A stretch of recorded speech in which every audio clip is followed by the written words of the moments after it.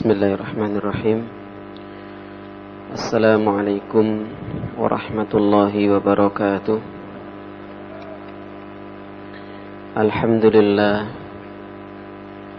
alladzi khalaqal mauta wal hayata liyabluwakum ayyukum ahsanu amala. Ashhadu an la ilaha illallah wahdahu la syarika lah. Wa ashhadu anna Muhammadan abduhu wa rasuluh.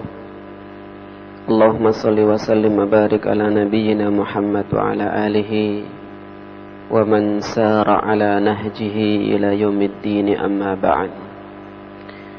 Bapak-bapak, saudaraku yang dimuliakan Allah Subhanahu wa taala,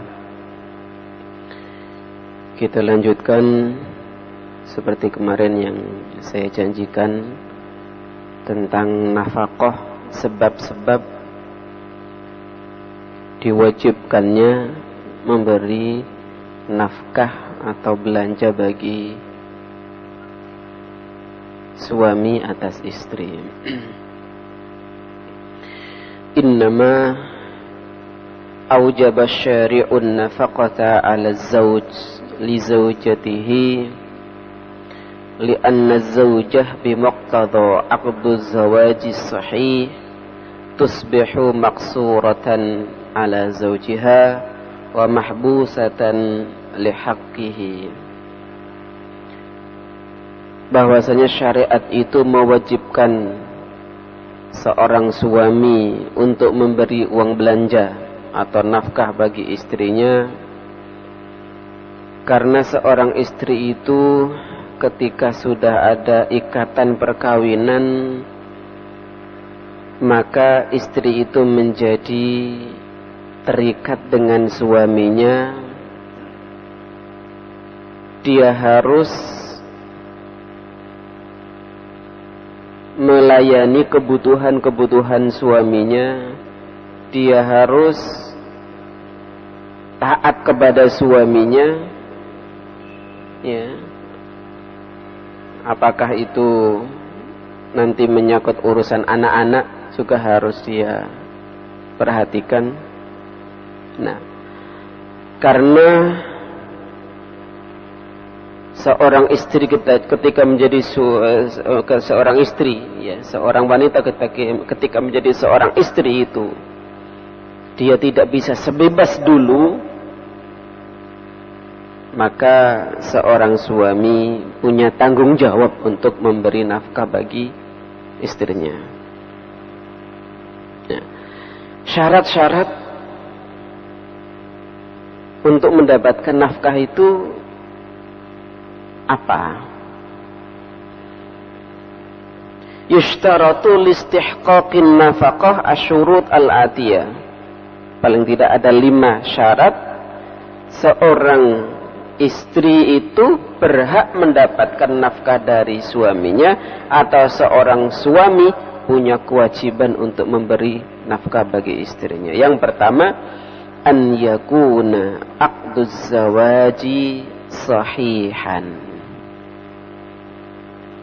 Ini syarat mutlak.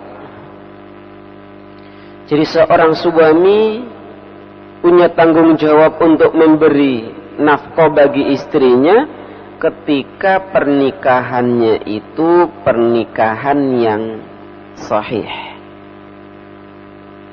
Berarti pernikahan yang fasid, otomatis seorang suami tidak punya kewajiban untuk memberi nafkah istrinya. Pernikahan yang fasid itu contohnya apa? Misalnya ada akad nikah seorang wanita pada saat dia dalam masa iddah. Sah napa mboten niku? Fasid, mboten sah. Jadi walaupun sudah akad nikah, karena pernikahannya ndak sah, ya ndak wajib memberi nafkah. Ya. Atau fasadnya itu nggak ketahuan, jadi beberapa bulan begitu baru ketahuan bahwa itu nggak sah. Misalnya ada seorang perempuan dan laki-laki menikah,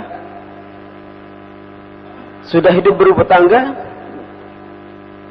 ya, 6 bulan, 10 bulan. Ternyata setelah itu ketahuan bahwa suami istri ini adalah saudara rodok misalnya. Maka pada saat itu pernikahannya itu batal ketika diketahui bahwa ini adalah saudara rodoknya. Berarti pernikahannya itu batal, pernikahannya itu fasad, pernikahannya itu tidak sah. Berarti setelah ketahuan itu, maka tidak ada kewajiban bagi seorang suami untuk istrinya, karena sekarang nggak jadi suaminya dan dia juga bukan istrinya. Itu syarat pertama. Jadi pernikahannya harus sah. Nah ini. Yang kedua, syaratnya adalah antusallima nafsaha ila zaujiha. Jadi seorang istri betul-betul menyerahkan dirinya kepada suaminya. Diserahkan. Jiwa dan raganya itu diserahkan kepada suaminya. Butuh bantuan apa, ya. Yang ketiga, antumakkinahu minal istimta'i biha. Pernikahan itu memungkinkan seorang suami untuk menggauli istrinya. Kalau nggak bisa digauli, tidak wajib. Misalnya, ada seorang perempuan yang kena penyakit rotak misalnya. Ya, rotak itu adalah kelainan yang ada di kemaluan wanita sehingga tidak bisa digauli. Ya. Itu membuat suami tidak punya kewajiban untuk memberi belanja, kecuali kalau suaminya itu dikasih informasi ketika belum jadi suami, dikasih informasi saya ini penyakit seperti ini, ya silahkan terus, ya monggo, nggak terus ya nggak apa-apa. Kok dia milih terus, berarti itu konsekuensi suami. Ya. Yang keempat, Allah tamtani aminal intiqali haitsu yuridu az-zauj.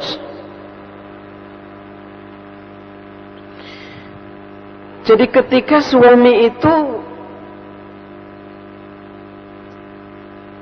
ingin mengadu nasib atau berpindah dari tempat dia sekarang ada, kemudian mengajak istrinya, maka istrinya tidak boleh menolak. Misalnya orang Blitar misalnya, kehidupan di sana itu misalnya sulit, jaga no pertanian yo kadang dapat kadang tidak, buruh juga susah, pokoknya sulit. Suaminya berniat merantau ke Surabaya untuk mengadu nasib, mengajak istrinya. Maka seorang istri ketika diajak oleh suaminya untuk ayo dik nang Surabaya, yang gelek penggawean, gelek maisha nak kono, ya, itu tidak boleh menolak. Ayo berangkat. Kalau seandainya diajak pindah atau hijrah itu kok nolak, nah ini suami punya alasan untuk tidak memberi belanja. Kecuali kalau memang ada sepakatan, wis sampean nak omah wae ngrapati bocah-bocah kuwi, aku sing nang Surabaya betul bakso misalnya, ya sepakatan misalnya. Engko aku mulai 2 minggu pisan, tak sak wulan pisan, saono duit misalnya. Ya ndak masalah itu, ya. Tapi ketika tadi itu diajak loh, dia nggak mungkin bolak-balik itu misalnya. Kok nggak mau? Ya. Sehingga seorang suami ini seakan-akan belum punya istri. Nak Surabaya nyambut gawe ngoyo-ngoyo toleh. Ya. Dijak arene ra gelem. Ya opo ya, itu ada alasan. Ya. Berarti itu menunjukkan ketidaktaatan istri kepada suami. Yang kelima, an yakuna min ahlil istimta. Ya. Bahwasanya wanita yang dinikahi itu memang sudah memungkinkan untuk digauli. Jadi kalau pernikahannya itu masih anak-anak yang belum memungkinkan untuk digauli, maka walaupun sudah ada akad nikah, belum wajib bagi seorang suami untuk memberi nafkah istrinya. Ya. Rasulullah Sallallahu Alaihi Wasallam menikahi Aisyah tidak langsung tidur dalam satu rumah. 2 tahun baru tidur satu rumah dengan Rasulullah. Nah, setelah 2 tahun itu baru dikasih belanja oleh Rasulullah. La yalzam, tidak wajib. Tidak wajib itu bukan berarti nggak boleh memberi, boleh. Misalnya sampean menikah dengan anak yang usianya 9 tahun misalnya. Ya. Untuk ukuran Indonesia biasanya 9 tahun belum bisa lah digauli. Ya. Tidak lazim atau tidak wajib saya memberi nafkah dia. Tapi seandainya Anda memberi, tidak masalah dikasih. Ya. Tapi ketika sudah digauli, tidur satu rumah, nah itu sudah punya tanggung jawab. فَإِذَا لَمْ يَتَوَفَّرْ شَرْطٌ مِنْ هَذِهِ الشُّرُوطِ فَإِنَّ النَّفَقَةَ لَا تَجِبُ. Jadi kalau tidak ada 5 syarat ini, maka nafkah atau belanja itu tidak wajib. Pernikahannya tidak sahih, tidak sah, nggak wajib. Ya. Istrinya tidak sepenuh hati menyerahkan dirinya kepada suaminya, juga tidak wajib. Kan ada. Kalau zaman dulu tapi Pak ya. Jadi ketika sudah dinikahi, mungkin karena terpaksa atau apa, mari akad nikah sing wedok meluwayu nang maimboe. Ya. Nah ini gak wajib nih kalau sampai ngambul seperti itu. Ya. Kenapa? Karena dia la tusallim nafsaha ala zawjiha. Dia belum menyerahkan diri sepenuh hatinya kepada suaminya. Mungkin pernikahannya tadi itu terpaksa dan seterusnya. Dzalika anna al-aqda idza lam yakun sahihan bal kana fasidan fa innahu yajibu 'ala az-zawjainil mufaraqah. Jadi kalau ketahuan ternyata pernikahannya itu fasid, maka kedua orang ini harus dipisahkan. Tidak boleh terus, ya. Kayak tadi contohnya itu. Menikah, ketahuan kalau wanitanya ini masa iddah, ini dalam masa iddah, harus dipisah.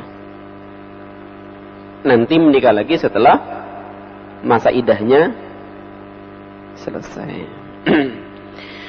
Wa kadzalika idza lam tusallim nafsaha ila zawjiha aw lam tumakkinuhu minal istimta'i biha aw imtana'at minal intiqali ila al-jihah allati yuriduha.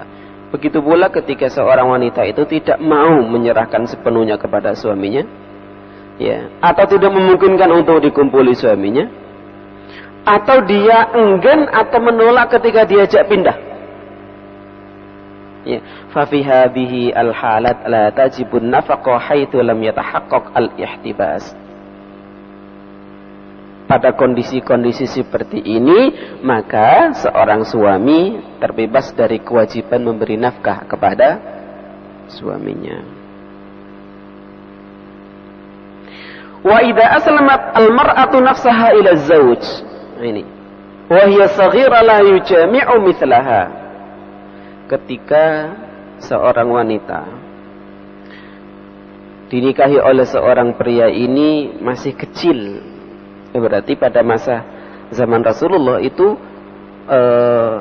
menikah dengan gadis kecil itu biasa, ada, ya ada. Kalau sekarang kan tidak. Departemen Agama membatasi berapa minimal 18 ya. Ya, itu kaidah yang dipakai oleh Depak adalah kaidah maslahah demi kemaslahatan.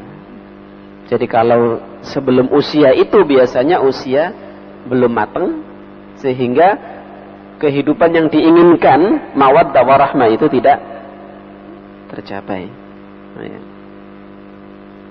Nah, seandainya ini mungkin zaman dulu ini ya, penulisnya ini nyontoh ke zaman dulu. Kalau ada pengantin perempuan yang masih kecil, dia menyerahkan sepenuhnya ya kepada suaminya, tapi la yujami'u mithlaha, perempuan seumur dia itu masih belum bisa dikumpuli. Nah, fa indal malikiyah wa sahih min madhhab Syafi'i anna nafaqata la tajib. Usia-usia yang belum memungkinkan untuk dikumpuli suaminya, maka menurut pendapatnya Maliki dan Syafi'i bahwa suami itu belum wajib memberi nafkah. Limadha? Li'annahu lam yujad at-tamkinu tam minal istimta, fala tastahiqqul 'iwad minan nafaqah. Karena belum memungkinkan untuk dikauli atau dikumpuli. Qalu wa in kanat kabirah wa zawj saghirah. Bagaimana kalau sebaliknya? Istrinya usia matang, 25 ke atas atau 20 ke atas, sementara suaminya masih anak-anak. Mungkin nggak, Pak? Ya. Kalau beberapa hari yang lalu ada seorang ibu yang melahirkan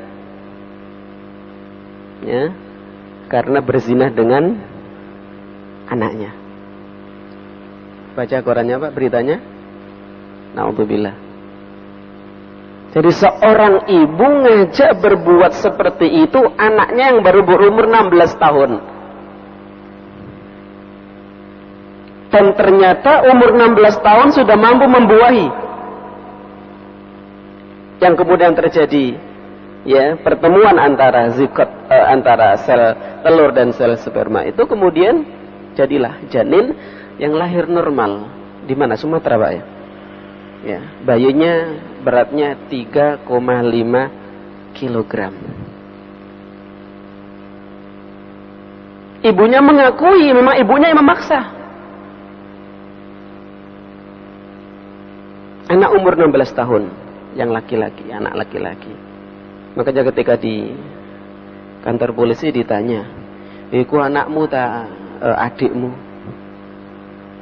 Jadi bocah yang masih berumur 16 ini sampai kelecam-kelecam gitu ya. Ya adik sekaligus anak lah katanya. Ya.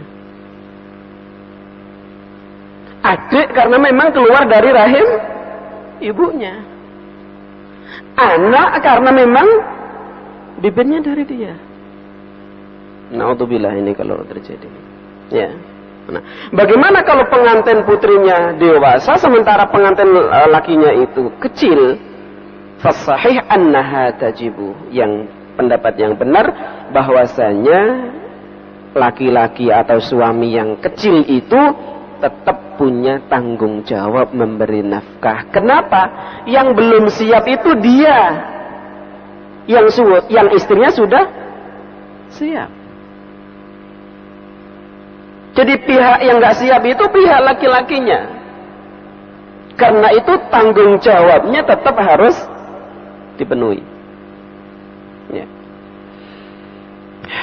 Wal mufti indal ahnaf anna az-zawj idza istabaqa as-saghira fi baytihi wa askanaha listi'nasi biha wajabat laha an-nafaqah li ridha huwa bi hadzal ihdibas an-naqis. Tapi pendapatnya Hanafi tetap walaupun istrinya itu kecil ya, tapi kalau istrinya itu sudah tinggal di dalam rumah suaminya, maka suaminya wajib memberi nafkah bagi istrinya maupun istrinya itu belum memungkinkan untuk dikumpuli. Wa idza sallamatiz zawja nafsaha wa hiya maridah maradan yamna'uha min mubasharatiz zawj laha wajabat laha an-nafaqah. Jadi kalau istri itu menyerahkan dirinya kepada suaminya meskipun dia sakit ya, maka suami punya kewajiban untuk membayar atau memberi nafkah bagi istrinya. Walaysa min husnil mu'asyarah az-zawjiyah an yakuna al-maradu mufawwatan ma wajaba laha minan nafaqah. Ya. Bukan termasuk mu'asyarah keluarga yang baik, ya, kalau hanya masalah kena penyakit kemudian tidak dikasih nafkah. Ya. Laisa min husni al-mu'asyarah. Tapi kalau penyakitnya itu penyakit berat, ya, apalagi ada ketidakterus-terangan dari pihak keluarga putri untuk menceritakan bahwasanya anak ini, pengantin putri ini berpenyakit yang berat, maka sesungguhnya pihak suami itu berhak untuk mengajukan fasakh nikah. Ya.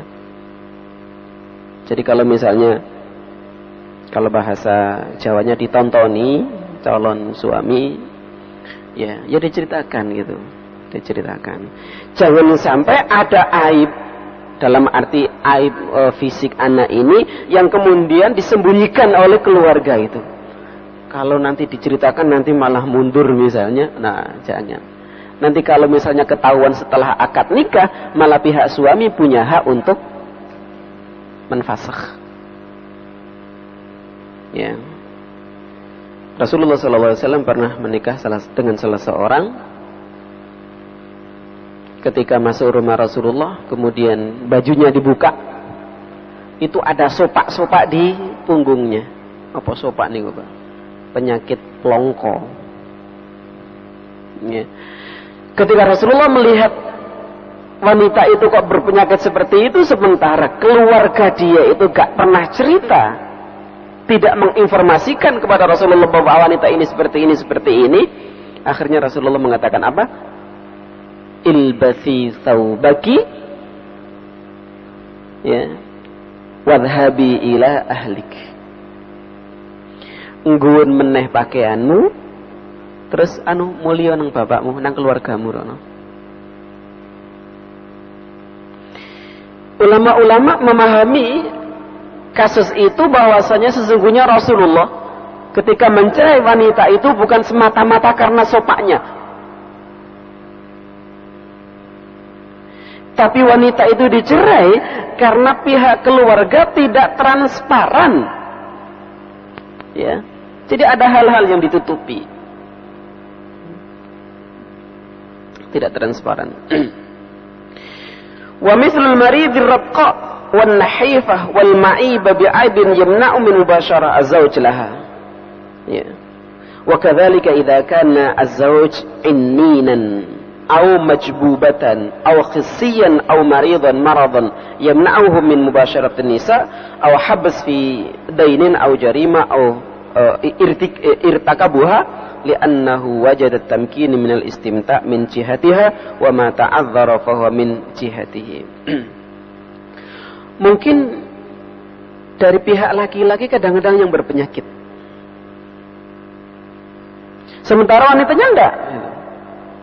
Yang laki-laki misalnya innin itu bahasa kita sekarang impoten, ya.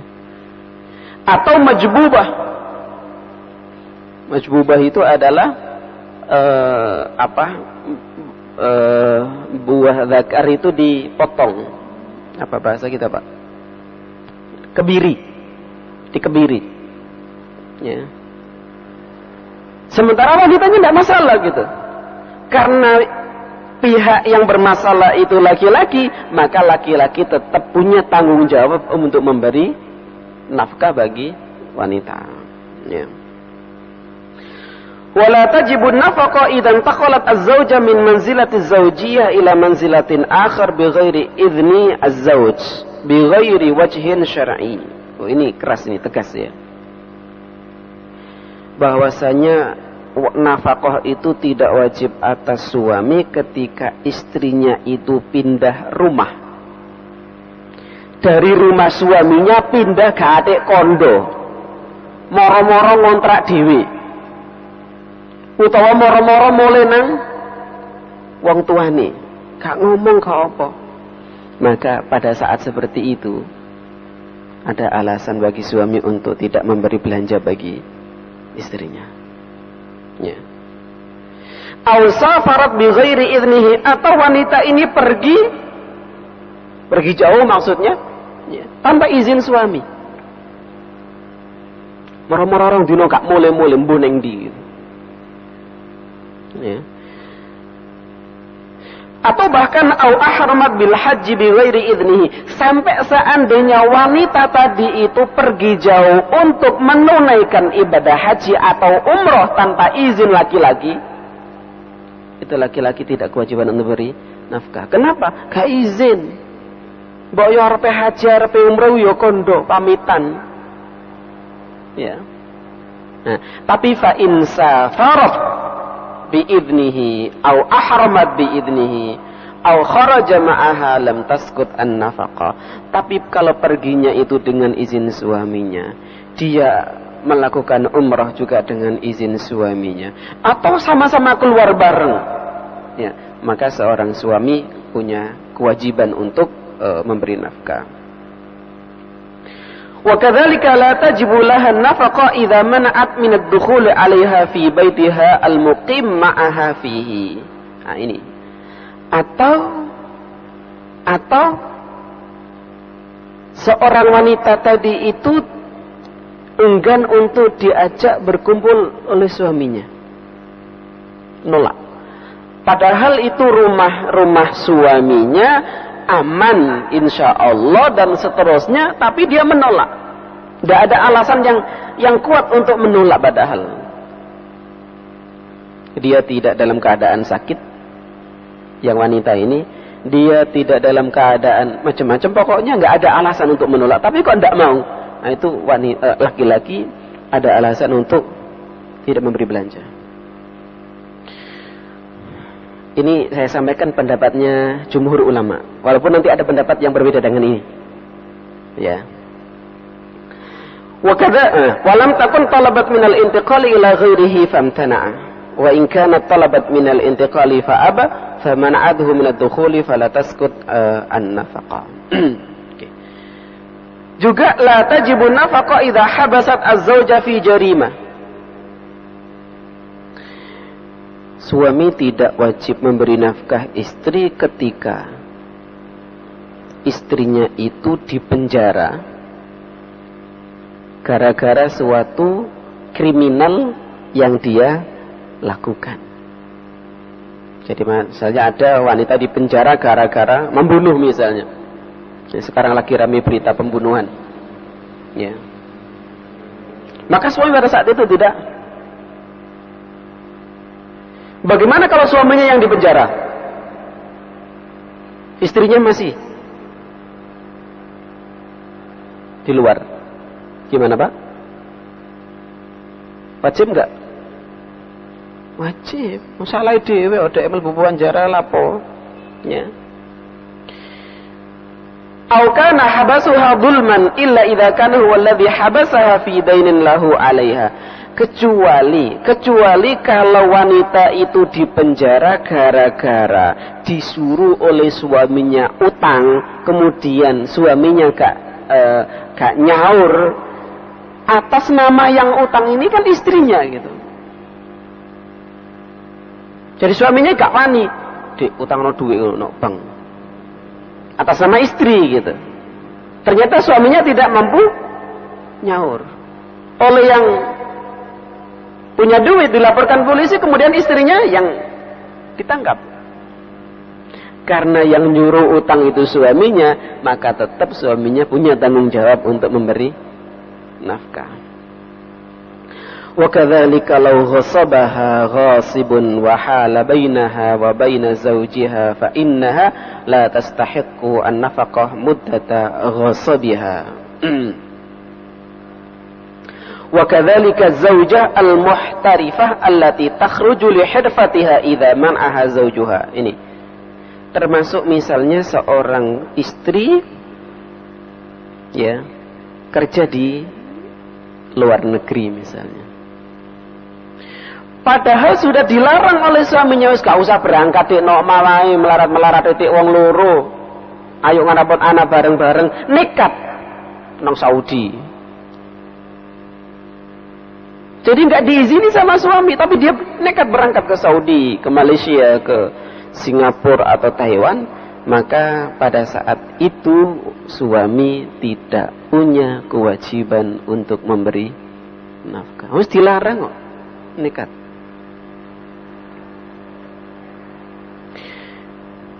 Tapi kalau memang atas persetujuan suami, bahkan sangune gue digala-gala no suaminya, ya, nah berarti tetap. Wa kadzalika idza mana'at nafsaha bi shaumin tatawwu'in aw bi i'tikafin tatawwu'a, ini tambah keras di sini.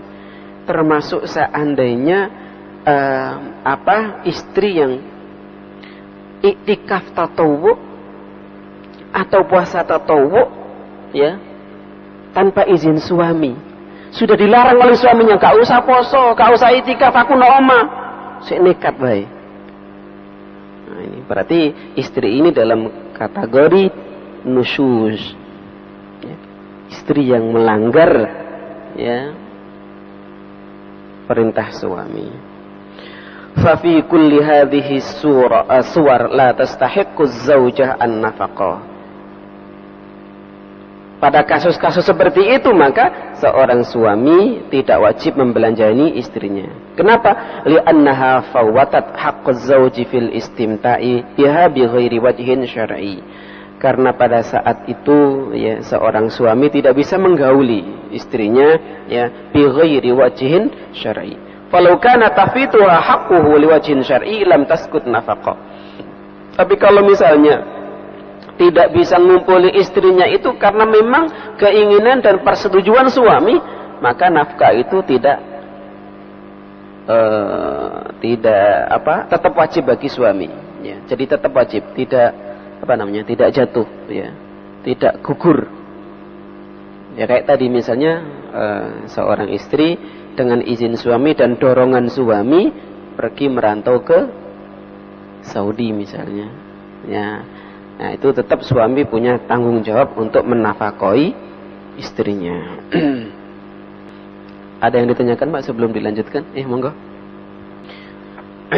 Jadi Umar itu pernah punya kebijakan untuk merolling tentara yang bertugas di Medan setelah jejak pendapat dengan para istri-istri tentara-tentara itu. Ketika itu Umar bertanya, wong wedok-wedok, kon iku ditinggal bojomu iku kuwate pirang wulan sih? Kuwate pirang wulan? Ya. Dalam riwayat ada yang menyebutkan 4 bulan, ada yang lain menyebutkan 6 bulan. Tapi yang sering saya sampaikan yang 4 bulan. Kata istri-istri para mujahid itu, kami sanggup menahan diri sampai batas 4 bulan kurang lebih. Setelah jejak pendapat itu kemudian Umar punya kebijakan bahwa tentara yang keluar untuk menyebarkan dakwah Islam di luar itu maksimal 4 bulan. Jadi 4 bulan itu di sana. Perjalanan rata-rata itu 1 bulan, berarti berangkat karo mule 2 wulan. Berarti bener 6 bulan. Ya. Jadi 6 bulan berangkat, ya. Sehingga rolling terus. Itu dalam rangka mengadopsi pendapat atau memperhatikan pendapat wanita. Jadi kalau wanita itu nggak dilibatkan memutuskan itu, ya mereka tersiksa gitu. Sehingga Umar punya kebijakan seperti itu. Itu kebijakan Umar. Kebijakan Umar. Dan memang kalau kita lacak di sabda-sabda Rasulullah sallallahu alaihi wasallam, kerjaan yang paling nikmat itu adalah kerjaan di wilayahnya sendiri. Dalam arti yono kono iku kumpul karo anak dan istrinya, di situ pula dia itu bekerja. Itu yang nikmat. sebesar apapun kita kerja di luar negeri penghasilannya. Konon ada calon bupati di Tegal itu kerja di Australia, itu per bulannya seorang perempuan belum menikah, itu per bulannya 100 juta sampai 200 juta sebulan. Tapi di Australia, ya, walaupun gajinya tinggi, tapi kalau pisah dengan keluarga itu tidak senikmat kalau kita kerja di satu daerah yang di situ istri kita di situ, anak kita juga di situ. Nah, makanya saya selalu menganjurkan kalau misalnya kerja jauh itu ya gawon bojomu. Kalau nggak bisa pulang tiap minggu atau tiap bulan, bawa. Kalau ke Saudi, kalau bisa suami istri ke sana, sehingga yang di sana itu tidak dizalimi karena ada suaminya. Begitu pula yang di Malaysia misalnya. Ya. Nah, jadi tadi itu pembatasan itu kebijakannya Umar, kebijakan Umar. Nah, kadang kondisi masyarakat kita itu ada yang karena terdesak ekonomi sehingga dia harus merantau, keterpaksaan. Tapi tetap saya menganjurkan kalau seandainya merantau, ya merantau, sing merantau gak sing wedok tapi sing lanang. Karena jelas madorotnya besar kalau perempuan yang berangkat. Ya, madorotnya besar. Syukur-syukur kalau berangkat dua-duanya. Apakah ke Malaysia atau ke Saudi misalnya. Ya, Pak? Nah, tentu ketika berangkat wanita itu ya ada aturan-aturan yang harus dipatuhi, misalnya ya jangan wanita itu berangkat pergi jauh sendirian, kan gitu. Di sana sudah ada jelas siapa yang menampung dan seterusnya. Tapi terus terang saya tidak menganjurkan wanita itu untuk seperti itu. Kenapa? Karena memang tanggung jawab nafkah itu bukan atas pundak wanita.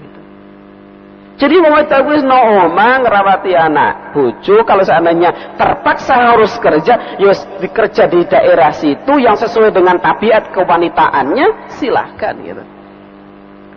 Tapi seakan-akan emansipasi dan seterusnya itu membuat wanita kita, ya, itu ingin podo karo laki-laki, kalau perlu itu saingan gajinya harus lebih besar daripada laki-laki sehingga bisa soto ngongkon-ngongkon titik nyuding-nyuding sing lanang, angkat ke. Nah, itu kan yang diinginkan oleh wanita-wanita sekarang. Ya toh? Jadi kalau menurut saya, ya memang ada berangkat ke luar negeri itu ada yang terpaksa untuk mencari di sana, tapi ada juga yang memang ya tidak bisa qanaah hidup di desanya. Walah pendino kok mangan jagung ae. Kapan mangan Kentucky? Ya. Pendino gak elo pemane Pak? Gaplek, elo gaplek. Kapan hamburger? Wah, iki sing garai. Ya. Padahal madharatnya lebih besar daripada penghasilan yang dia dapat. Ya toh? Jadi kalau saya tadi bilang seperti itu bukan berarti saya sepakat dan menganjurkan, oh tidak. Ya, tidak. Nafkah itu tanggung jawab laki-laki. Oke. Saya kutip mazhabnya Dhahiri. Mazhab Dhahiri itu berbeda dengan mazhab yang saya sebutkan tadi. Jadi batasan mazhab Dhahiri itu adalah az-zaujiyah.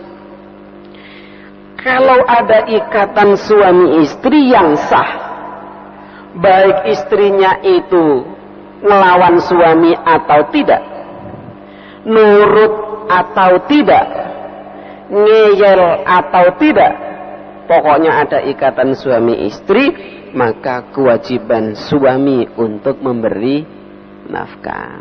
Itu mazhab Dhahiri. Ya, mazhab yang didukung oleh Abu Dawud Al-Zahiri. Wa banau ala madhhabihim hadza wujubun nafaqah lis-saghira wan nashizah duna an-nazar ila syurutil lati qala biha ghairuhum minal fuqaha. Jadi mazhab Dzahiriyah tidak memperhatikan apakah perempuan itu nashiz, ya, pembangkang atau taat. Perempuan yang dinikahi itu kecil atau tidak. Yang penting pokoknya ada akad nikah, berarti sudah ada tanggung jawab. Qala Ibnu Hazm wa yunfiqu ar-rajulu ala imra'atihi min hinin yaqidu nikahuha. Ta'a ilal bina aw lam yada. Jadi sejak ada proses pernikahan, kata Ibnu Hazm, seorang suami sudah punya kewajiban untuk menafkahi istrinya. Ya. Walau annaha fil mahdi, loh. Seandainya wanita yang dinikahi itu masih di gendongan ibunya, sampai seperti itu ucapannya Ibnu Hazm. Ya. Seandainya perempuan yang dinikahi itu masih di gendongan ibunya, berarti masih kecil, balita. Itu sudah wajib untuk dikasih nafkah karena ada akad nikah. Ghaniyatan kanat au faqira, baik istri tadi itu kaya atau fakir. Zata abin kanat au yatimah, baik dia itu punya ayah atau yatimah. Bikron, perawan atau janda. Ya, hurratan kanat au amah ala qadri halihi. Jadi Ibnu Hazm patokannya hanya satu, ada akad nikah yang sah. Tidak melihat istrinya itu pembangkang atau tidak, nurut atau tidak, ya pokoknya ada pernikahan, suami wajib menafkahi istrinya. Nah, itu berbeda dengan pendapat yang pertama, yaitu pendapatnya jumhur ulama. Bisa tanya Pak? Cukup nggak? Ada satu? Enggak, cukup. Nah, cukup, insya Allah kita lanjutkan. Masih nafkah, insya Allah. Berapa sih nafkah yang harus kita kasihkan kepada istri kita itu? Apakah sesuai dengan syariat atau tidak? Insya Allah pada pertemuan yang akan datang. Kita akhiri dengan doa kafaratul majlis. Subhanakallahumma wa bihamdika asyhadu an la ilaha illa anta astaghfiruka wa atubu ilaik. Assalamualaikum warahmatullahi wabarakatuh.